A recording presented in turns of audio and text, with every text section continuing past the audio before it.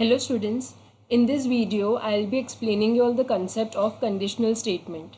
So we'll be looking at if statement. Now, what do you mean by an if statement? If statement means if the condition is true, the if is going to execute.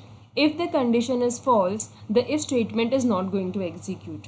Okay, so let's go through the program once so that you understand the concept of if statement. Now, the first two lines of your programs are your header file. The first line hash include stdio.h is your header file for C programming. Hash include conio.h is your header file for your console screen, that is getch, clear screen comes under conio. Now, int main is your function and int is your return type.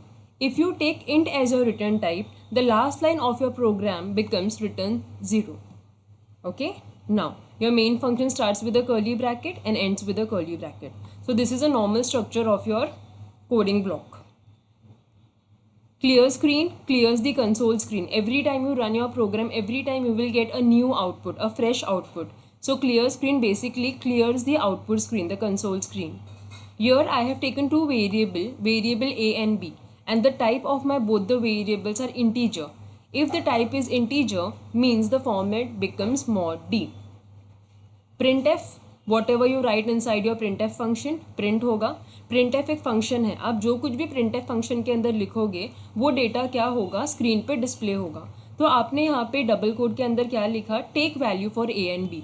Now you can write anything you wish to. You can write just take value, let the user enter the value for a and b. You can write anything whatever you wish to. Now scanf, as the name specify, scanf means taking value from the user, input value from the user. Now one thing which you all should know, if I write बच्चों int a equals to 10, यहाँ पे हमने क्या किया, हमने एक variable लिया a and हमने उसमें 10 स्टोर कर दिया. Every time you run your program a का वैल्यू कांस्टेंट रहेगा, दैट इज 10, वो चेंज नहीं होने वाला. ठीक है, so this is called assigning the value, assignment operator. आपने वैल्यू असाइन कर दी, every time you run the program a का वैल्यू 10 ही रहेगा, वो चेंज नहीं होगा. When you take value from scanf, जब आप scanf से वेरिएबल को वैल्यू देते हो, every time you run your program, every time you can assign a new value. Okay, यहाँ पे हमने कितने बार mod d लिखा, 2 बार mod d लिखा. एंड mod d किसका फॉर्मेट होता है, इंटीजर का फॉर्मेट होता है. mod d अगर आपने 2 बार लिखा मतलब यूज़र को कितनी वैल्यू देनी है, 2 वैल्यू देनी है. जो यूज़र पहली वैल्यू देगा वो कहाँ जाके स्टोर होगी, एड्रेस ऑफ ए में. और जो यूज़र दूसरी वैल्यू देगा वो कहाँ जाके स्टोर होगी, एड्रेस ऑफ बी में. That is location A and location B. Okay, तो स्कैनफ क्या करता है बच्चों, यूज़र से वैल्यू लेगा. यहाँ पे आपने कितने बार mod d स्पेसिफाई किया है, 2 टाइम्स. आपने mod d क्यों स्पेसिफाई किया है, बिकॉज आपके वेरिएबल का टाइप क्या है बच्चों, इंटीजर. ओके, तो पहला वैल्यू जो भी यूज़र देगा वो कहाँ स्टोर होगा, एड्रेस ऑफ ए में. और दूसरा वैल्यू जो यूज़र देगा वो कहाँ जाके स्टोर होगा, एड्रेस ऑफ बी में. ठीक है, now comes your if statement.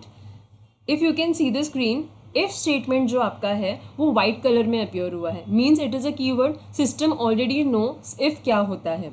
ठीक है, there are 2 types of conditional statement, if and if else. This video is only covering and focusing on if statement. In the next video I will explain all the concept of if else. Now यहाँ पे आपने if statement लिया, if आपने condition दिया, condition आप लोगों को round bracket में देना होता है, पैरेंथेसिस के अंदर. ओके, सो आपने कंडीशन क्या दिया बच्चों, A is less than B. अभी हमें तो ए और बी का वैल्यू पता नहीं है बिकॉज यूज़र एंड में वैल्यू देने वाला है. तो कंडीशन क्या है, if A is less than B. अगर ए का वैल्यू बी से छोटा है तो इफ़ का स्टेटमेंट एग्जीक्यूट होगा. What does if says, if says if my condition is true I will execute और else I will not execute.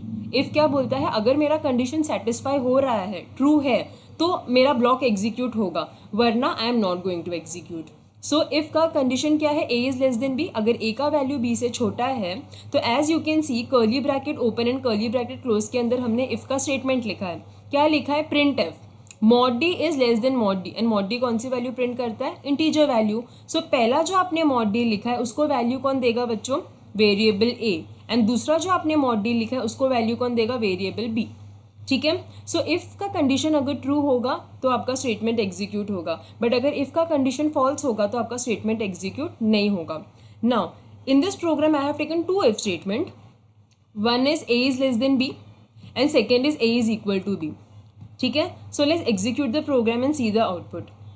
I have already saved the program, and as you can see my file name is if.cpp. You can just go to run and just run your code. So it is saying take value for A and B. So user have to enter two value, first which will go into variable A and second which will go into variable B.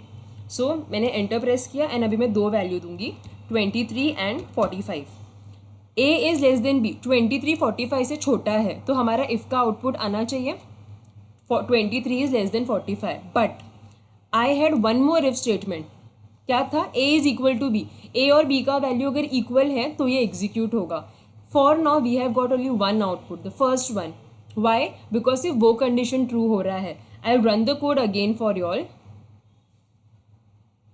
If your keyboard is not working, you can just use Alt F and you can just follow the control. अभी यहाँ पे मैंने value लिया 45 and then मैंने value लिया 10 और मेरा condition क्या था बच्चों? I had two condition. A is less than B, 45 is less than 12. Condition false means if का आउटपुट नहीं आएगा.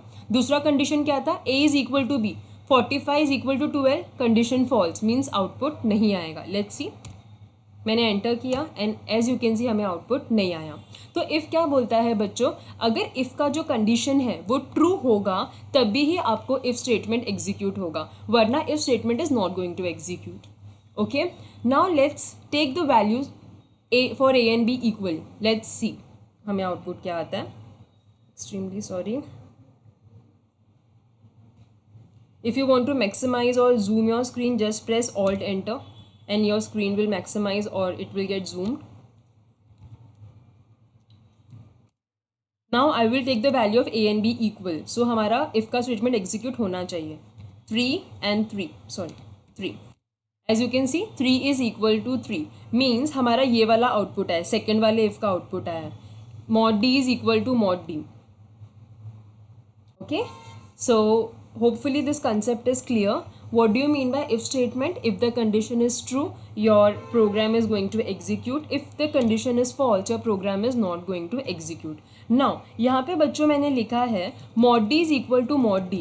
You all know mod d means integer value. mod d कौन सी वैल्यू प्रिंट करता है बच्चों? integer value. जो पहला आपने mod d लिखा है वो आपको वैल्यू कहाँ से मिलेगा? a से मिलेगा. जो दूसरा mod d लिखा है उसका वैल्यू आपको कहाँ से मिलेगा बच्चों? वेरिएबल b से मिलेगा.